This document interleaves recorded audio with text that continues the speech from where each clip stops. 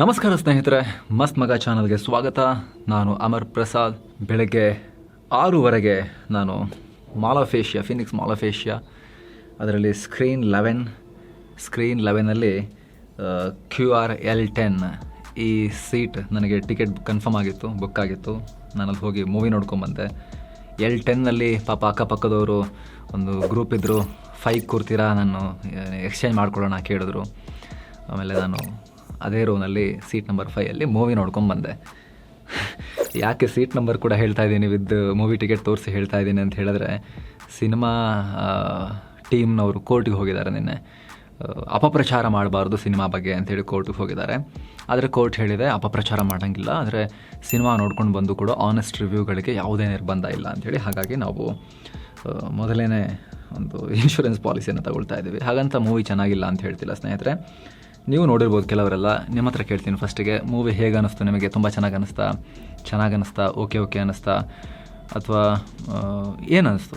ನೀವು ಕೂಡ ಕಾಮೆಂಟ್ ಮಾಡಿ ತಿಳಿಸಿ.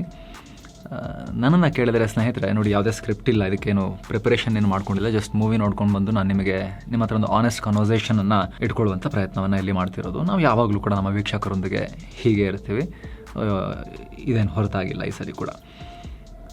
6:30ಗೆ ಶೋ ಸ್ನೇಹಿತರೆ. 9:30, 10 ಗಂಟೆ ಆಗ್ತಾ ಬಂದಿತ್ತು ಅಲ್ಲಿಂದ ಹೊರಗೆ ಬರೋ ಟೈಮ್ನಲ್ಲಿ. ಮಧ್ಯದಲ್ಲಿ ಬ್ರೇಕು, ಜಾಹೀರಾತು ಎಲ್ಲ ಇರುತ್ತಲ್ಲ, ಅದೆಲ್ಲ ಸೇರಿ ಫಸ್ಟ್ ಹಾಫ್ ಮೂವಿ ಸ್ವಲ್ಪ ತಾಳ್ಮೆಯನ್ನು ಪರೀಕ್ಷೆ ಮಾಡ್ತು. ತುಂಬ ಮಾಡಿದ್ದಾರೆ, ಇಡೀ ಮೂವಿ ಉದ್ದಕ್ಕೂ ಮಾಡ್ತಾನೆ ಹೋಗಿದ್ದಾರೆ.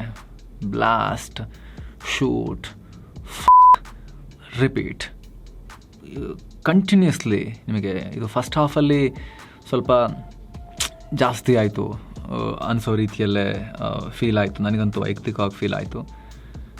ಅದರಲ್ಲಿ ಯಶ್ ಅವರ ಪರ್ಫಾಮೆನ್ಸ್ ಮತ್ತು ಕೆಲವೊಂದು ಇತರ ನಟನಟಿಯರ ಪರ್ಫಾಮೆನ್ಸ್ ಬಗ್ಗೆ ಸಿಂಗಲ್ ಔಟ್ ಮಾಡಿ ಹೇಳಿದ್ರೆ ಅದರಲ್ಲಿ ಯಾವುದೇ ಎರಡು ಮಾತಿಲ್ಲ, ಡೌಟ್ ಇಲ್ಲ. ಅದರಲ್ಲಿ ಯಶ್ ಅವರಂತೂ ಅಮೇಝಿಂಗ್ ಆಗಿ ನಟಿಸಿದ್ದಾರೆ. ಜೊತೆಗೆ ವಿಜುವಲ್ ಸ್ಪೆಕ್ಟಕಲ್ಸ್, ಸಿನಿಮಾ ಮಾಡಿರೋ ಖರ್ಚು ಹೊಟ್ಟೆ ಉರಿದೋಗುತ್ತೆ, ಅಷ್ಟು ಖರ್ಚು ಮಾಡಿದ್ದಾರೆ. ತುಂಬ ಹಾರ್ಡ್ ವರ್ಕ್ ಮಾಡಿದ್ದಾರೆ. ಸೆಕೆಂಡ್ ಹಾಫ್ನಲ್ಲಂತೂ ರಾಯಾ ಕ್ಯಾರೆಕ್ಟರ್ ಮತ್ತು ಅವರ ಆ ಕ್ಯಾರೆಕ್ಟರ್ ಅಮೇಝಿಂಗ್.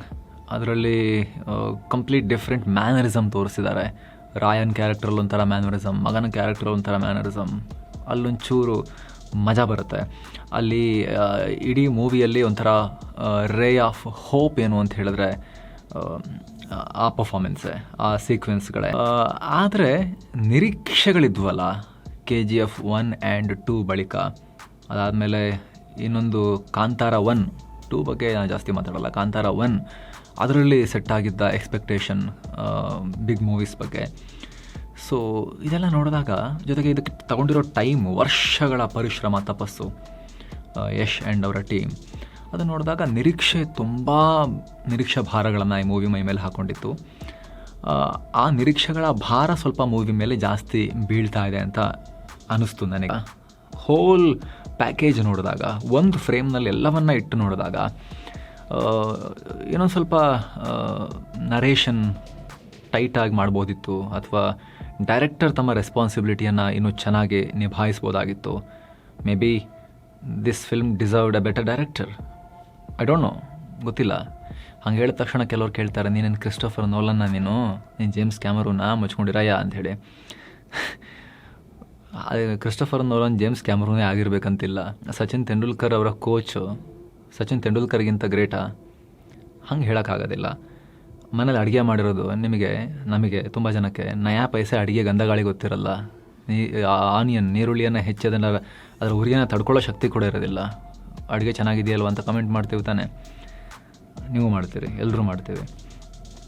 ಎಷ್ಟು ಕಷ್ಟಪಟ್ಟು ಮಾಡಿರ್ತಾರಮ್ಮ ಅಥವಾ ಹೆಂಡತಿ ಅಥವಾ ಪುರುಷರು ಕೂಡ ಕೆಲವರು ಅಡುಗೆ ಮಾಡ್ತಾರೆ. ಆ ಕುಕ್ ಎಷ್ಟು ಕಷ್ಟಪಟ್ಟು ಮಾಡಿರ್ತಾರಲ್ವ, ಬಟ್ ನಿಮಗೆ ರುಚಿಸ್ತಾ ಇಲ್ವ ಅಂತ ನೀವು ಹೇಳ್ತೀರಲ್ವ. ಹಾಗೆ ನನ್ನನ್ನು ಕೇಳಿದ್ರೆ ಸ್ನೇಹಿತರೆ, ಇದರಲ್ಲಿ ಡೈರೆಕ್ಷನ್, ನಿರ್ದೇಶನ, ರೈಟಿಂಗ್, ಏನು ಫ್ಲೋ ಹೋಗಬೇಕಾಗಿತ್ತು, ಏನೋ ಸ್ವಲ್ಪ ಸೋಲನ್ನು ಕೊಡಬೇಕಾಗಿತ್ತು.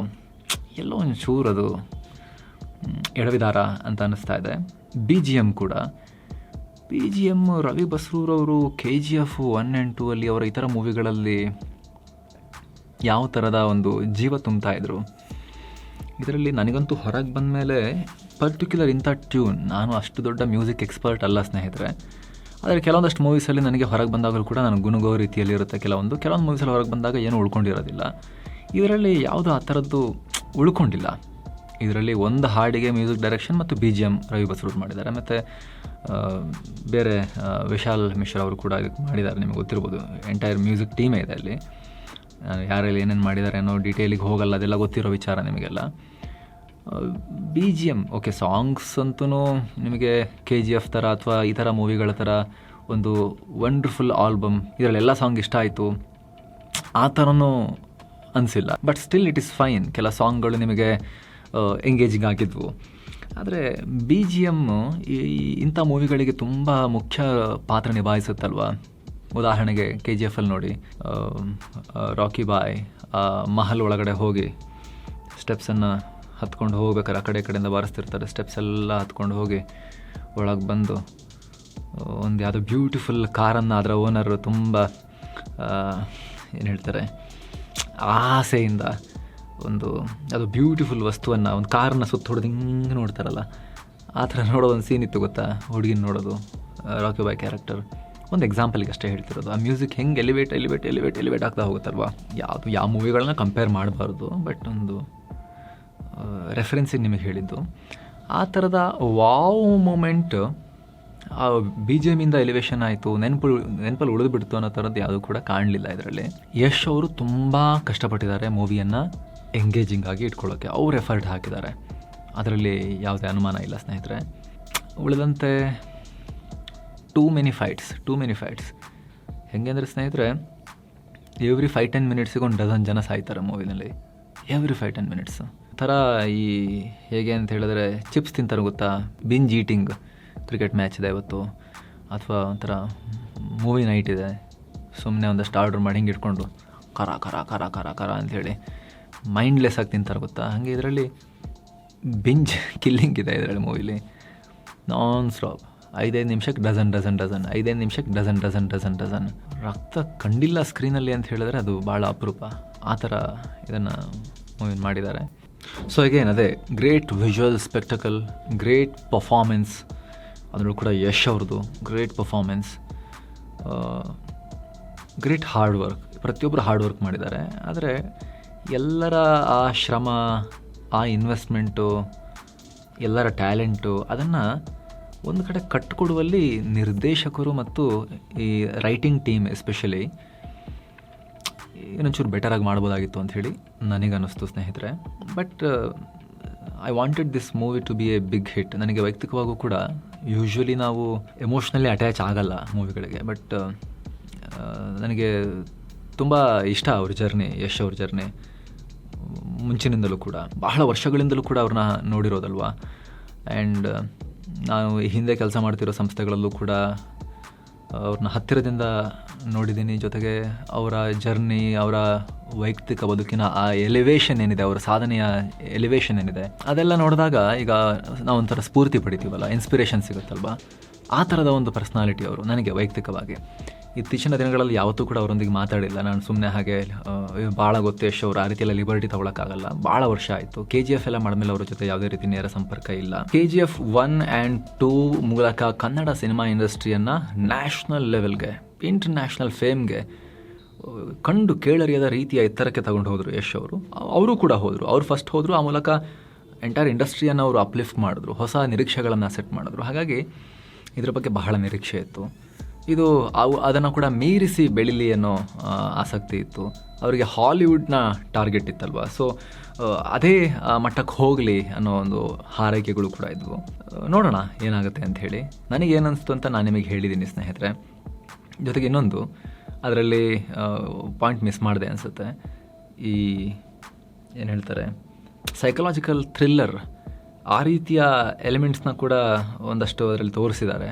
ಅಗೇನ್ ಆ ರೀತಿ ಎಲಿಮೆಂಟ್ಸ್ ಬಂದಾಗಲೂ ಕೂಡ ಒಂದ್ಸಲಿ ಅಂತ ಅನಿಸುತ್ತೆ. ಈ ಥರ ಬಿಟ್ಸ್ ಆ್ಯಂಡ್ ಪೀಸಸ್ ಅಲ್ಲಲ್ಲಿ ನಿಮಗೆ ಕೆಲವೊಂದಷ್ಟು ಚಕಿತಗೊಳಿಸೋದು ಮೂವಿಲಿ ಬರುತ್ತೆ. ಬಟ್ ಅದೇ ಫೈನಲ್ ಆಗಿ ಡೈರೆಕ್ಟರ್ ಮತ್ತು narration team, script writing team, story telling team ಏನಿದೆ, ಇದರ ಪ್ಯಾಕೇಜಿಂಗ್ ಟೀಮ್, ಅವರು ಇನ್ನಷ್ಟು ಬೆಟರ್ ಮಾಡ್ಬೋದಾಗಿತ್ತು considering the scale, the talent pool, characters, star cast, investment, hard work, ಇದೆಲ್ಲ ಅವೈಲೇಬಲ್ ಇದ್ದಿದ್ದು ಈ ಸಿನಿಮಾಗೆ ರೇರ್. ಈ ಥರ ಹೋಲ್ ಆ್ಯಂಡ್ ಸೋಲ್ ಹಾಕಿ ಒಂದು ಮೂವಿಗೆ ಪ್ರಯತ್ನ ಪಡೋದು ನಾವು ಅಪರೂಪಕ್ಕೆ ನೋಡ್ತೀವಲ್ಲ. ಸೊ ಅದೆಲ್ಲ ನೋಡಿದಾಗ ಇನ್ನೂ ಇದನ್ನು ತುಂಬ ಚೆನ್ನಾಗಿ ಮಾಡ್ಬೋದಾಗಿತ್ತು ಅನ್ನೋ ಫೀಲಿಂಗ್ನೊಂದಿಗೆ ನಾನು ಎದ್ದು ಹೊರಗೆ ಬಂದೆ. ನೀವು ಸ್ನೇಹಿತರೆ, ನೀವು ಸಿನಿಮಾವನ್ನು ನೋಡಿದರೆ ನಿಮ್ಮ ಒಪಿನಿಯನ್ ಕಾಮೆಂಟ್ ಮಾಡಿ ತಿಳಿಸಿ.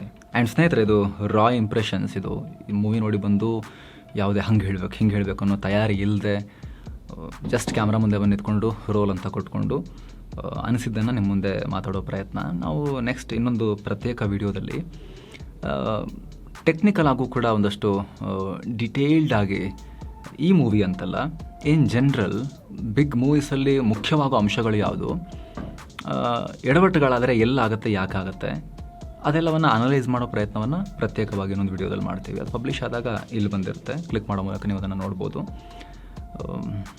ನಿಮ್ಮ ಒಪಿನಿಯನ್ ಮಿಸ್ ಇಲ್ಲದೆ ಕಾಮೆಂಟ್ ಮಾಡಿ ತಿಳಿಸಿ. ನೀವು ಮೂವಿಯನ್ನು ನೋಡಿ ಆಗಿದ್ದರೆ ಮತ್ತೆ ಭೇಟಿ ಆಗ್ತಿರೋಣ. ನಮಸ್ಕಾರ.